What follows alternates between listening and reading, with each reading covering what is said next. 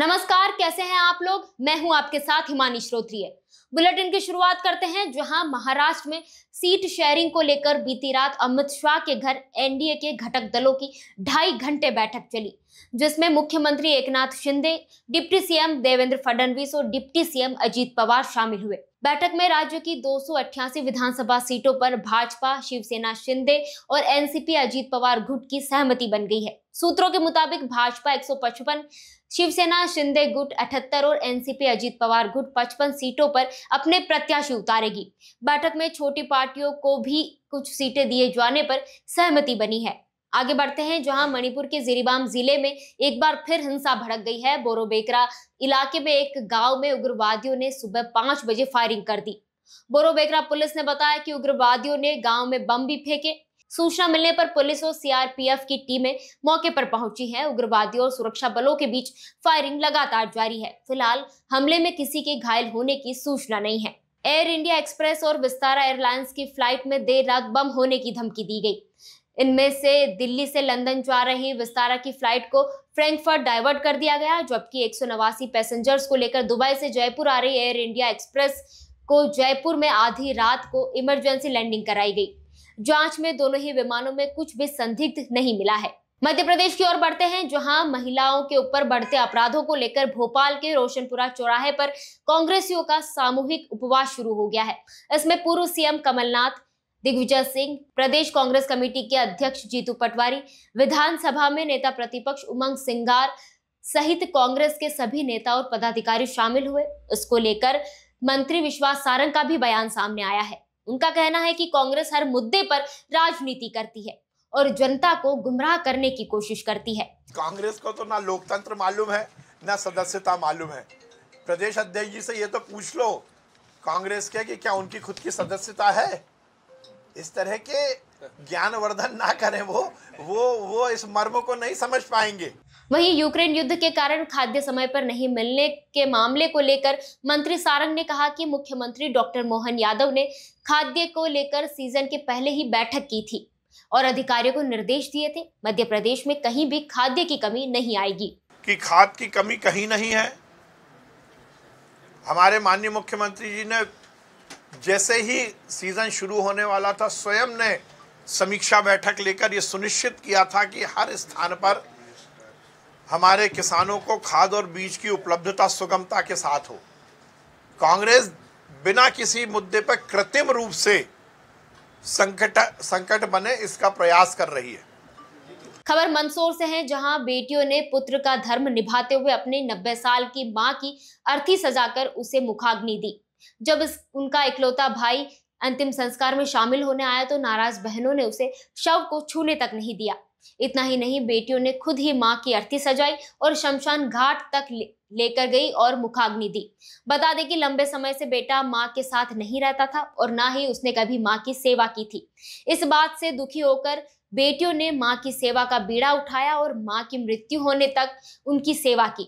वहीं मृत्यु होने के बाद समाज की पंचायत में उन्होंने मां के अंतिम कर्म की इच्छा जताई। इसके बाद सर्वसम्मति से उन्हें अंतिम संस्कार करने की इजाजत दे दी गई। ग्यारसपुर तहसील के जोधपुर में 11 महिलाओं के साथ ठगी का मामला सामने आया है। हैदरगढ़ थाना इलाके में शिकायती आवेदन देने पहुंची महिलाओं ने बताया कि एक अज्ञात व्यक्ति महिलाओं को लोन दिलाने का झांसा देकर 60,000 रुपए लूट कर ले गया। बता दें कि अज्ञात व्यक्ति ने 2 दिन तक लगातार गांव में पहुंचकर महिलाओं के साथ बैठक की और सेंट्रल बैंक हैदरगढ़ में महिलाओं के साथ पहुंचकर 11 महिलाओं से 32,000 रुपए लिए और फिर गायब हो गया। महिलाओं को जब ठगी का अंदेशा हुआ तो उन्होंने थाने में पहुंचकर शिकायत दर्ज कराई है। 3 दिन गया रेगुलर के हम मीटिंग दे तुम सब जनी 10 जनी महिलाएं होके हम तुम्हें समूह दिला रहे, तो हमने पैसा दिए 3200 रुपया और हमसे कह रहे तुम्हें 60,000 की लोन है और हाथ में कैश देंगे। कह रहे बैंक में चलो, बैंक में लेगा हम सब जन और 2 महिलाओं में बिठा लिया भाई, उनसे पैसे ले ला और वो आधार कार्ड ले गए, परिचय पत्र, और वो चला गया। तो महिला अपने से नगद निकाल करके उसको दी है, तो ये बैंक के द्वारा नगद उस अज्ञात व्यक्ति को तो दिया गया नहीं है, वो महिला खुद दी है और ये जालसाजी के तहत हुआ है ऐसा।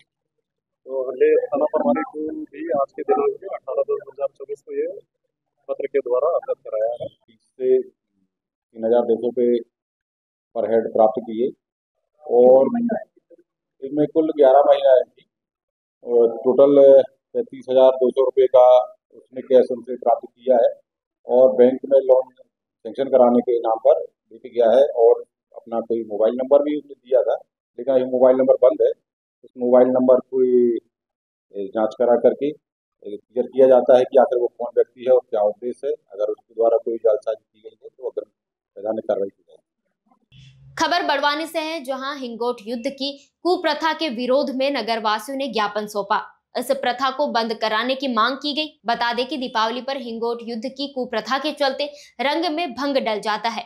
हिंगोट एक बेहद खतरनाक घातक पटाखा है। ये एक फल को सुखाकर उसमें बारूद भरकर बनाया जाता है और इसकी जद में आने वाले इंसान को भयानक चोट भी लग सकती है।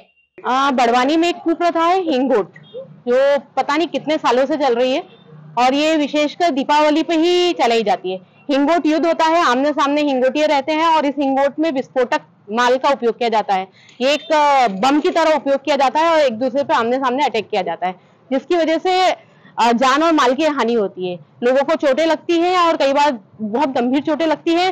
रात भर लोग सो नहीं पाते क्योंकि रात में वो लोग हिंगोट युद्ध करते हैं और वो हिंगोट घरों में आती है और घरों में भी आग लगने का डर रहता है। मिला है, एसपी साहब ने बोला है कि बिल्कुल हम एक बैठक भी लेंगे और बैठक में हम पूरे गणमान्य नागरिकों को बुलाया जाएगा, उनके सजेशंस का स्वागत किया जाएगा, उन पे अमल किया जाएगा।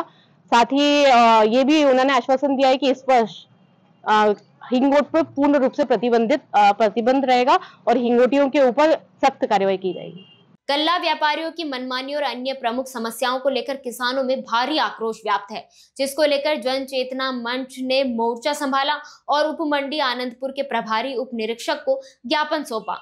किसानों का कहना है कि 7 दिन के अंदर अगर उनकी समस्याओं का निराकरण नहीं हुआ तो आंदोलन किया जाएगा, जिसकी जिम्मेदारी उप मंडी निरीक्षक और स्थानीय गल्ला व्यापारियों की होगी। वहीं इस पूरे मामले को लेकर उप मंडी आनंदपुर प्रभारी उप निरीक्षक शिव बहादुर सिंह का कहना है कि जन चेतना मंच के माध्यम से प्राप्त ज्ञापन पर जल्द ही कार्रवाई की जाएगी। उनकी भैंस एक तार की फेंसिंग में फंस गई। उसे बचाने गए दंपत्ति भी उस फेंसिंग में फैले करंट की चपेट में आ गए। सूचना के बाद मौके पर पहुंची पुलिस ने दंपत्ति को सामुदायिक स्वास्थ्य केंद्र में भर्ती कराया, जहां डॉक्टरों ने उन्हें मृत घोषित कर दिया। बिजली के तार में वो की फेंसिंग होती है, उसमें कहीं से लाइट छुप गई। लाइट छुपी के कारण से उन्हें भैंस बेटी भैंस की से भी बचा भी गए, बचाई उनने भैंस को, इसलिए दोनों चिपक गए, दोनों को गए। पास जीरोन पुलिस के द्वारा 2 मृतक बॉडी लाई गई हैं, जो कि एक का नाम गुलाब बाई 55 साल है और जिनका पता कटारनी, और दूसरे हैं माता दी जिनकी उम्र 60 वर्ष है। पुलिस के द्वारा मौत का कारण होना करंट लगना बताया जा रहा है। अभी पोस्टमार्टम के लिए बॉडी आई, पोस्टमार्टम के उपरांत बॉडी को परिजनों को सुपुर्द कर दिया। आगे बढ़ते हैं, जहां मध्य प्रदेश की अयोध्या कही जाने वाली निवाड़ी जिले की राजा राम सरकार की नगरी ओरछा एमपी की चौथी वर्ल्ड हेरिटेज साइट बनने जा रही है। इसको लेकर डोजियर को यूनेस्को ने मंजूरी दे दी है। वहीं जब से ये खबर आई है तब से ओरछा में खुशी का माहौल है। स्थानीय लोगों का कहना है कि इससे ओरछा को नए आयाम मिलेंगे, जिससे यहाँ पर रोजगार में बढ़ोतरी होगी। मध्य प्रदेश एक धार्मिक नगरी के साथ साथ पर्यटन नगरी भी है और यहाँ पर पर्यटक भी काफी आते हैं। लेकिन अगर यूनेस्को में ओरछा का नाम शामिल होता है तो पर्यटकों की मात्रा ओरछा में इजाफा होगा और काफी संख्या में पर्यटक बढ़ेंगे। यहाँ के जो लोकल के व्यवसायी भाई बंधु हैं उनके लिए रोजगार के अवसर प्राप्त होंगे। कई तरह के नए आयाम स्थापित होंगे रोजगार को लेकर। तो हम सभी ओरछा के होने के नाते हम सभी इस पहल का स्वागत करते हैं। विश्व पर्यटन क्षेत्र में ये बहुत ही एक अभिन्न भूमिका निभाया हुआ है इस ओरछा के विकास में, ताकि ओरछा में देशी विदेशी पर्यटकों का आगमन और हो सके। क्योंकि अब जो कोई यूनेस्को की साइट किसी स्थल को घोषित किया जाता है तो वो अपने आप में एक बहुत अहम क्या कहें उसका महत्व रखता है इस क्षेत्र में। तो हमारे आने वाले भविष्य में ओरछा एक उभरता हुआ पर्यटन का क्षेत्र बनने के पूरे दतिया भांडे रोड पर अचानक वाहन आ जाने से कार अनियंत्रित होकर सड़क किनारे खंती में जाकर पलट गई, जिससे कार में सवार एक व्यक्ति की मौत हो गई, जबकि 2 लोग गंभीर रूप से घायल हैं, जिन्हें उपचार के लिए जिला अस्पताल रेफर कर दिया गया। कार में सवार सभी लोग पीताम्बरा माता के दर्शन कर वापस चीरगांव लौट रहे थे। घटना सुबह करीब 9:30 बजे की बताई जा रही है। सूचना के बाद पहुंची पुलिस घटना की जांच में जुटी हुई है। हादसा कहाँ हुआ? बसवाई के पास। इसमें कितने लोग घायल हुए? 2 घायल, एक पार हो गई। अच्छा, कहाँ से आ रहे थे आप लोग? पीताम्बरा से। रहने वाले कहाँ के हो? चिरगांव। खबर छत्तीसगढ़ से है, जहां रायपुर में चाय का ठेला लगाने वाले एक युवक ने 400 से ज्यादा लोगों से 100 करोड़ रुपए ठग लिए। आरोपी शेयर ट्रेडिंग में निवेश कर लोगों को दोगुना फायदा पहुंचाने का झांसा देता था। पुलिस ने इस मामले में मास्टरमाइंड सहित 2 आरोपियों को गिरफ्तार किया है। खास बात तो यह है कि मुख्य आरोपी को लेकर दूसरे थाने में गुमशुदगी की दर्ज की गई है। ठगी का मामला मंदिर हसोद थाना क्षेत्र का है। पुलिस इस मामले में एक आरोपी को पहले से ही गिरफ्तार कर चुकी है, जबकि एक और आरोपी फरार है, उसकी तलाश की जा रही है। आगे बढ़ते हैं, जहां बाबा सिद्दीकी के मर्डर के बाद सलमान खान की सुरक्षा को लेकर पुलिस और प्रशासन गंभीर है। सलमान और उनकी फैमिली को पिछले 1 साल में लगातार कई बार धमकियां मिल गई है। सलमान गैंगस्टर लॉरेंस बिश्नोई के निशाने पर है, लेकिन सलमान खान के करीबी रहे बाबा सिद्दीकी के मर्डर के बाद सलमान को फिर से जान से मारने की धमकी मिली है। इसके बाद उनकी सुरक्षा बढ़ा दी गई। रिपोर्ट्स की माने तो सलमान ने बुलेट प्रूफ SUV खरीदी है। इसे दुबई से इंपोर्ट करवाया जा रहा है। बुलेटिन में फिलहाल इतना ही। ऐसी और भी खबरों के लिए देखते रहिए, सुनते रहिए और पढ़ते रहिए नेशन मिरर।